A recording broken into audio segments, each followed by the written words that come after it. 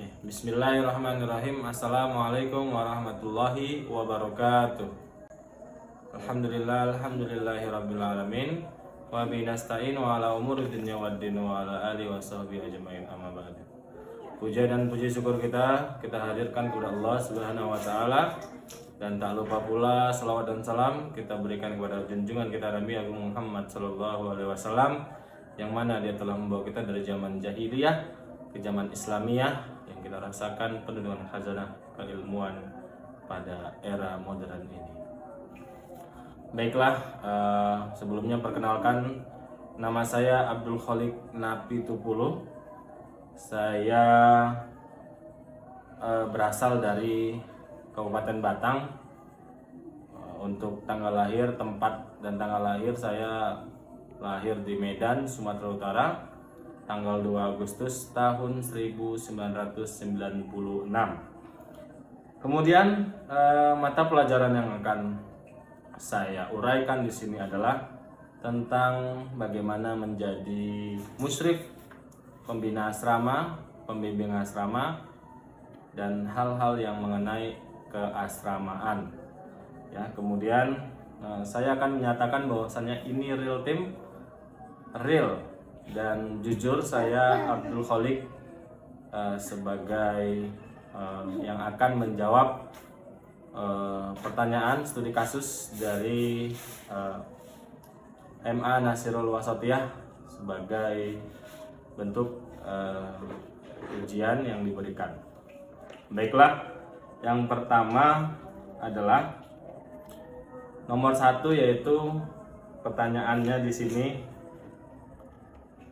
yang saya baca di sini adalah menghindarkan benturan pemahaman peradaban, ya, masalah ubudiyah yaumiyah, ya, masalah ubudiyah yaumiyah dalam menghadapi perbedaan itu di asrama. Sebagai lembaga pendidikan, yang perlu saya sampaikan adalah sebagai lembaga pendidikan yang bersistem pondok atau asrama, kita harus memiliki prinsip berdiri di atas dan untuk semua golongan. Nah, maksudnya apa? Maksudnya kita berkomitmen dalam merawat persatuan. Perbedaan ibadah yaumiyah, perbedaan pendapat itu adalah hal yang biasa. Nah, tetapi kita juga perlu menyeragamkan. Kita juga perlu membuat kesepakatan bersama bagaimana seorang peserta didik dan peserta didik lainnya itu sama.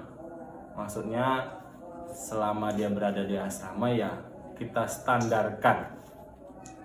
Nah, saya dulu di pondok itu distandarkan bahwasannya ya kita sebagai santri, sebagai pelajar muslim itu harus bisa hal-hal yang biasa digunakan di masyarakat, khususnya dalam soal ibadah, ya. Biar apa? Maksudnya kita tuh untuk menjadikan generasi itu, kita itu dicetak untuk menjadi generasi yang tidak egosentris. Maksudnya apa egosentris? Kita kembalikan mereka bukan hanya kepada golongan tertentu atau kelompoknya saja, cuman kita bisa mencetak para peserta didik yang bisa berbaur di tengah masyarakat dalam kondisi apapun, terutama dalam hal ubudiyah.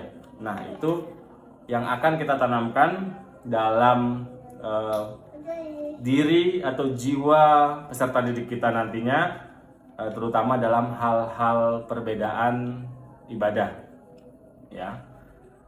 Kemudian yang kedua itu adalah di sini saya lihat adalah merespon, ya, bahaya laten tentang khilafah, tentang konsep ad-din itu tersendiri.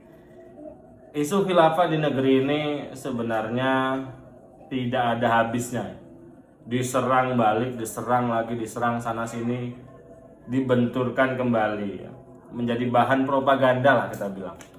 Baik bagi kubu nasionalisme maupun kubu yang kanan, ya, kubu Islam konservatif gitu kita bilang.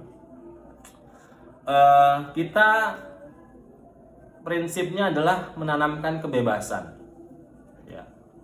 menanamkan kebebasan kepada peserta didik untuk memilih jalannya. Dia mau berpikir tentang ABC itu terserah. Tapi satu, dalam pendidikan kebebasan itu diberikan dengan membatasi. Apa maksudnya? Nah, manusia itu bebas, tapi kebebasan itu dibatasin oleh kebebasan manusia lainnya. Ya. Dalam mahfuzat atau pepatah kata bahasa Arab itu bilangnya hurriyatul mar'i mahdudatun bi hurriyati ghairihi. Kita bebas berwacana, berpikir tentang bagaimana khilafatul Islam, negara Islam bagaimana dan sebagainya. Terus ada lagi yang berpikiran nasionalisme mesti ditegakkan, Indonesia mesti Indonesia, ya. Harus berbaur dengan jiwa-jiwa dan nilai-nilai value kenusantaraan. Bebas, kita untuk mengutarakan pendapat seperti itu bebas saja. Cuman satu, nah, kita menanamkan kalian boleh bebas untuk memilih hal yang mana saja, tetapi ingat, kebebasan itu dibatasi oleh persatuan bangsa, kebebasan bangsa kita. Ya, bangsa kita sudah memilih Pancasila, memilih Nusantara, memilih keindonesiaan sebagai nilai utama. Keindonesiaan bukan berarti tidak Islam. Bisa kita lihat di sila pertama, Tuhan yang Maha Esa. Itu jelas mengakui ketauhidatan Islam. Apakah itu kurang Islam? Tidak, itu sangat-sangat Islam, ya. Jadi Islam dan Indonesia itu adalah satu sebenarnya. Islam Indonesia, Indonesia Islam.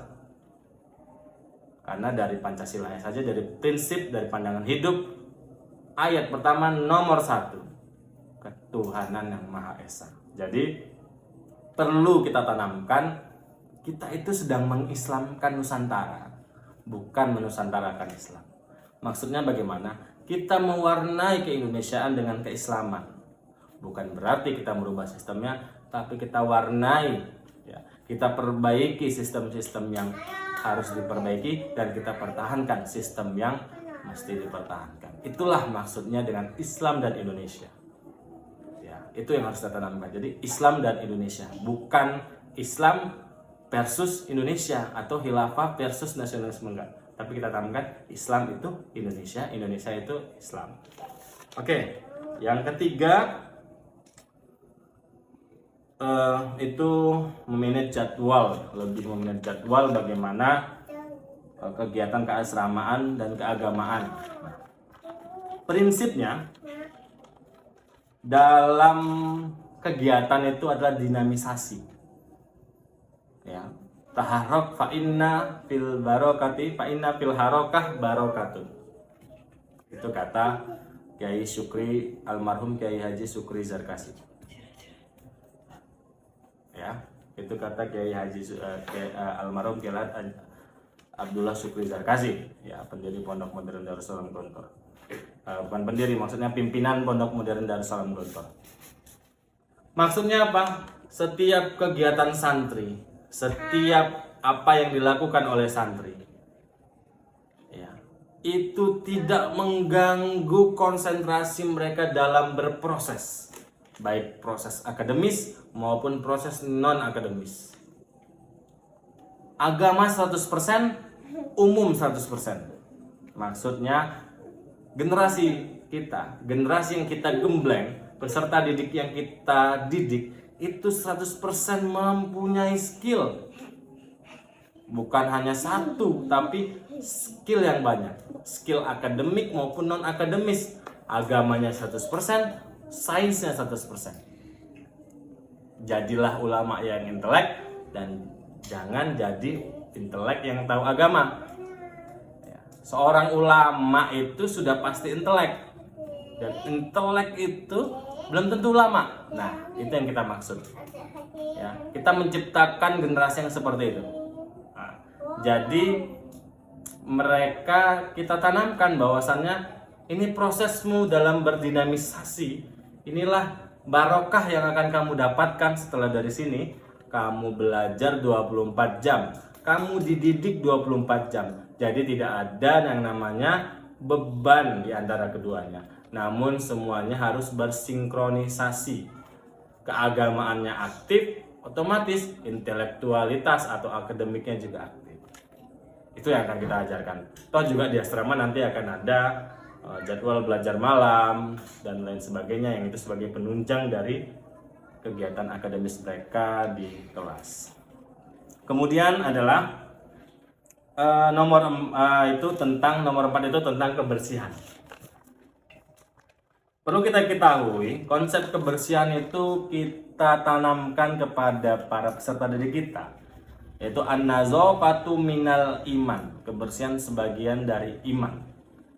Nah, ya kan?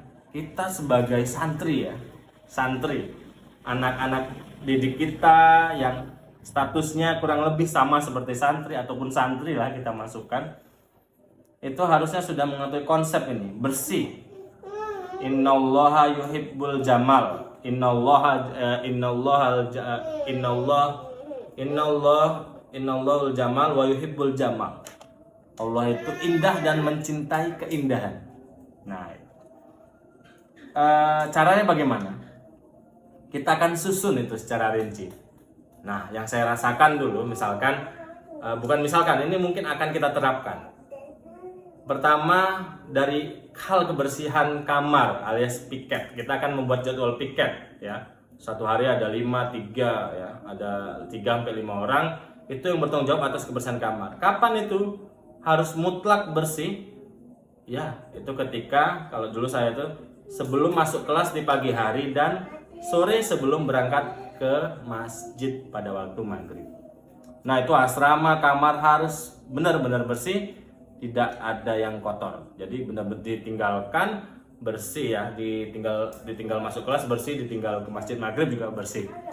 Nah, kemudian selain piket ya, selain kita mendidik anak-anak untuk bertanggung jawab atas tempat tinggalnya, kita juga sebagai muslim harus memberikan uswah yang baik. Ingat, pendidikan itu adalah uswah, contoh ya.